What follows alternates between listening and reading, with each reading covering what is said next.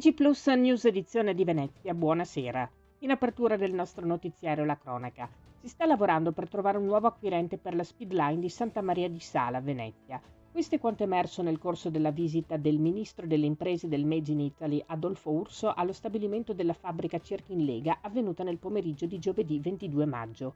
Visita a cui hanno partecipato i rappresentanti sindacali di CISL Veneto, CISL Venezia, FIM-CISL Venezia e FIOM CGL Venezia, e la terna commissariale Maurizio Castro, Alfonso Celotto e Giovanni Patti. Nel corso della riunione è stata ribadita la volontà del Ministero di trovare un nuovo investitore per dare un futuro solido all'azienda dei Cerchi in Lega, che ora conta circa 250 dipendenti. E sulla vertenza Dradura di San Dona di Piave, FIM Cisola Venezia afferma: in questa delicata fase che sta attraversando l'azienda, noi crediamo che serva la massima unità sindacale e la massima attenzione alle lavoratrici e ai lavoratori. Nell'incontro avvenuto con l'azienda il 20 maggio abbiamo richiesto di rivedere il numero degli esuberi e abbiamo richiesto che si possa confrontarsi per dare garanzie rispetto a investimenti e prospettive per il futuro del sito produttivo.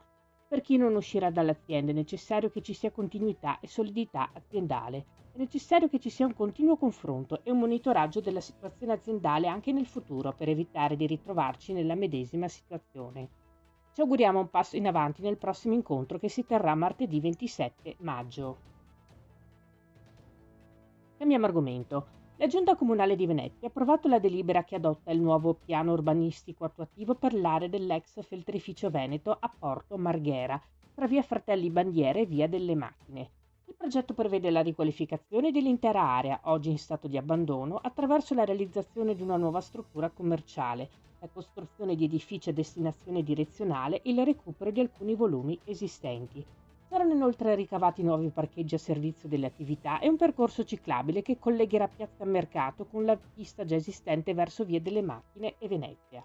Il piano, presentato da un progetto privato, interessa un'area individuata nel piano degli interventi come destinata a funzioni commerciali, direzionali, ricettive e artigianali di servizio. Semaforo verde del Consiglio Comunale di Venezia alla riqualificazione dell'ex caserma Pepe Bellemo al Lido di Venezia, destinata a diventare una nuova residenza universitaria.